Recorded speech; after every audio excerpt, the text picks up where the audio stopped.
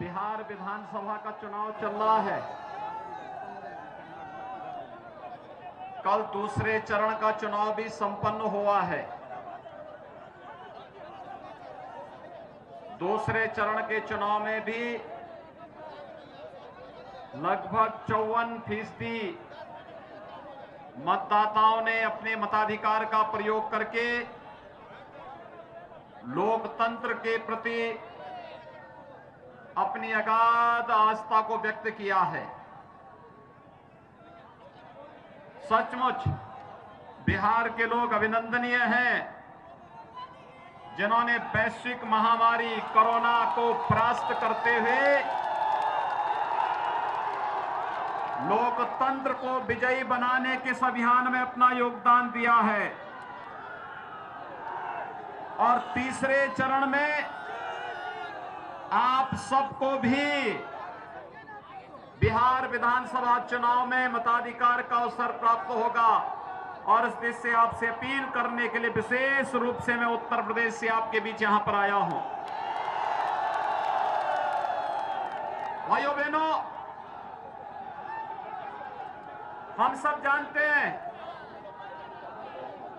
जब चुनाव लोकतंत्र के इस महापर्व के रूप में हम लोग मना रहे हैं, उन स्थितियों में पूरी दुनिया वैश्विक महामारी कोविड की चपेट में है और हमें सावधानी बरतनी पड़ेगी। सावधानी इस बात की बरतनी पड़ेगी कि जब तक कोरोना वायरस पूरी तरह समाप्त नहीं हो जाता है, जब तक वैक्सीन या दवा हमारे पास नहीं आ जाती है, हमें सावधानी बरतनी पड़ेगी। और देश के यशस्वी प्रधानमंत्री जी ने इसी बात का आह्वान हमारा किया है। उन्होंने एक ही बात कही है, जब तक दवा या वैक्सीन नहीं आती है तब तक बचाव ही सर्वोत्तम उपाय है। और बचाव के लिए 2 गज की दूरी और मास्क है जरूरी। हमें इसका पालन करना ही पड़ेगा। और भाइयों बहनों, मैं विश्वास के साथ कह सकता हूं कि आप सभी मतदाताओं के सामने कोरोना परास्त हुआ है।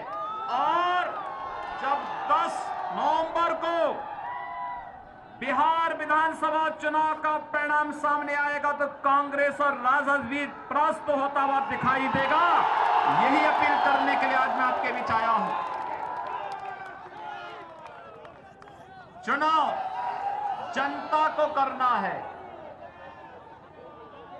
और भाइयों बहनों, यह चुनाव हमारे लिए इसलिए भी महत्वपूर्ण है क्योंकि यह देश आज भारत को महाशक्ति के रूप में स्थापित करने के प्रधानमंत्री मोदी जी के अभियान के साथ खड़ा हुआ है।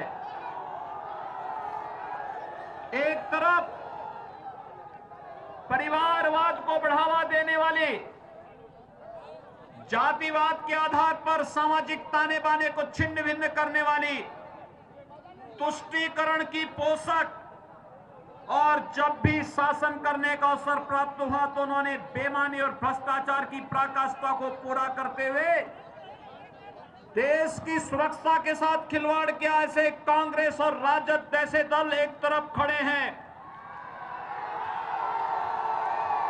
दूसरी तरफ भारतीय जनता पार्टी जदयू एनडीए के रूप में आपके सामने है। घोषणाएं स्पष्ट हैं, मुद्दे स्पष्ट हैं, सबकी कार्यप्रणाली आपके सामने स्पष्ट है, बताने की आवश्यकता नहीं। और भाइयों बहनों, इसी स्पष्टता के साथ आपने देखा होगा पिछले 6 वर्षों से प्रधानमंत्री के रूप में मोदी जी हैं।